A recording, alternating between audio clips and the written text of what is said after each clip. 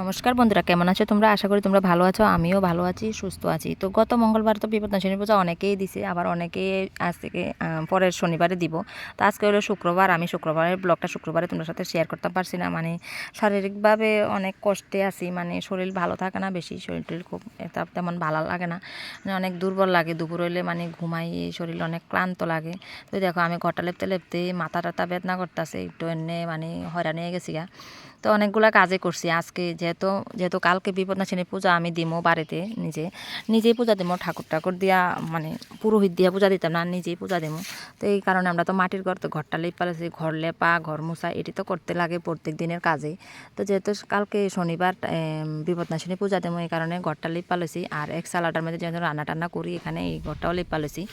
তো লেপা টেপা সারা আজকে জানো অনেকটি কাজই করছি, যেমন ঘর লেপছি, তারপরে ফিল্টার পরিষ্কার করলাম, ফিল্টার পরিষ্কার করে জল টল দিলাম, তারপর লেট্রিন বাথরুমগুলো পরিষ্কার করছি। মানে টাইলস বয় না, লেট্রিন বাথরুমের মধ্যে অনেক মানে ময়লা জমা জায়গা, টাইলসের মধ্যে একদম সিটি সিটি কালা কালা ছোপ ছোপ হয়ে থাকে। তো অনেক অনেক কিছু কাজে থাকে মহিলা মানুষের, কেবল রান্নার কাজটাই না, যে রান্না করে লাইলাম, স্নান করে লাইলাম, শেষ।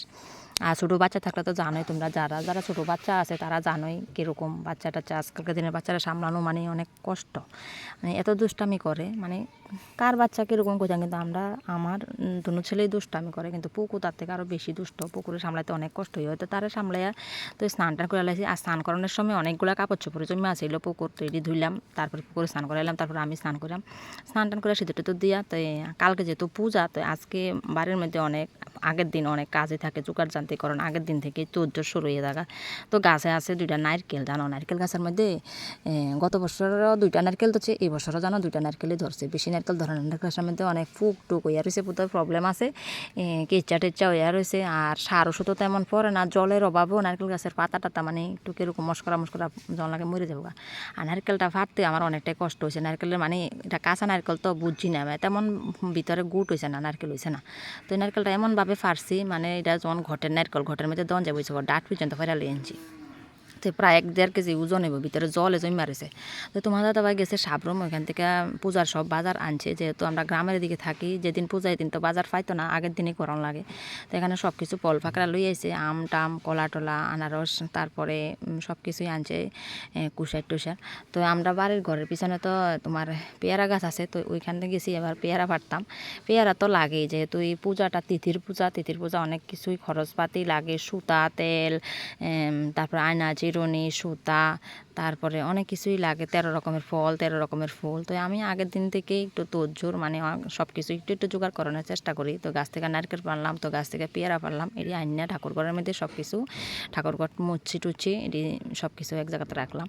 তো আর বেশি কিছু আগের দিন শেয়ার করছি না, এটা হচ্ছে পরের দিন সকালবেলা অনেক কাজ থাকে। আর তোমার দাদা আজকে কী করছে, আমার বলে কাজ আজ্ঞা দিব।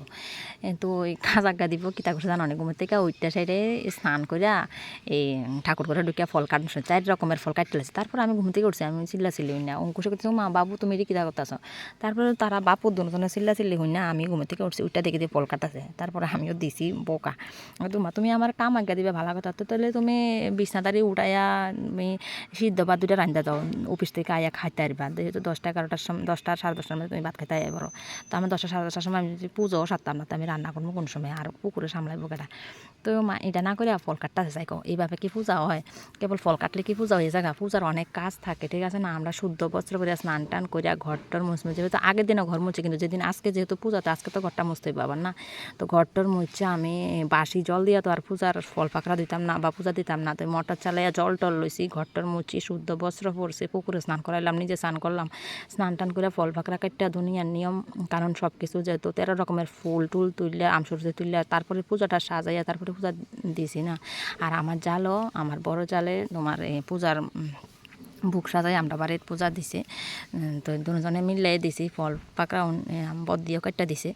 তো পুকুরে অনেক দুষ্টামি করে, পুকুরে সামলাইতে কষ্ট জানানি। পুকুরে আমি যেহেতু পাঁচালি ভরতাম না ছিলাম, তে আইয়া পাঁচালি ভরতাছি, তে আমার একেবারে লগে দিয়ে আমার শাড়িটারির মধ্যে দিছে পেশাব করে, মানে তে অনেক যন্ত্রণা করে। ছোটো বাচ্চারা মানে এত যন্ত্রণা, সবাই আজকালকার দিনে সব বাচ্চারাই দুষ্ট, কিন্তু তে মানে সীমার বাইরে দুষ্টামি করে, তারা সামলাইতে আমার হিমশিম খাইবার মতো অবস্থা।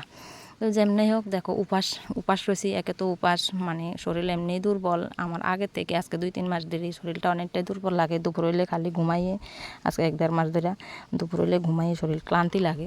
তো পূজা যেহেতু আজকে উপাস টুপাস রয়েছি, আমি কোথাছি তো উপাস রয়েছি, আমার 10টা-11টার মধ্যে আমি পূজাটা যেমনি হোক সারতে হইব। তারপরে আমার বাচ্চা কাচ্চা যেহেতু আছে তারা খাওয়া দাওয়া করাই, খাওয়া দাওয়া করতে হইব। তো তোমার দাদা সিদ্ধ ভাত আর ডাইল বয়েছে, আর আমি সোমবার টম্বার দিয়ে এটি নামাইছি। তো তাই না এটি দিয়ে খাইতেছে, আর কালকে রাতের কিছু বাসি তরকারি আসছিল ওইটি দিয়ে খাইছে। তো এখন থেকে কোনো মতে আমি পূজাটা নম করে সারছি। তো এখন পড়মো পাঁচালি, আর আমি জালের লগে বড় জালের লগে কথা কইতাছি। বড় জালের ঘরটা তো একটু ছোটো ঠাকুর ঘরটা, তো এই কারণে ভিতরে আর জায়গা হয় না, লেগে উনি বারান্দার মধ্যে বসে বদ্দির কথা কইতাছে আর কি। তো দেখো আমার পূজা কীরকম হয়েছে তোমরা জানাইও। তোমরা বিপদনাশিনী তো আজকাল সবাই ফেসবুকে দিতেছে, সবাই বিপদনাশিনী পূজা বাড়ির মধ্যে সবাই করছে। তো আমরা ঠাকুর দিয়ে পূজা দিই না, নিজেই পূজা করি, পাঁচালি পরে পূজা দিয়ে। আজকে ভিডিওটা এই পর্যন্তই। ভালো লাগলে পাশে থেকে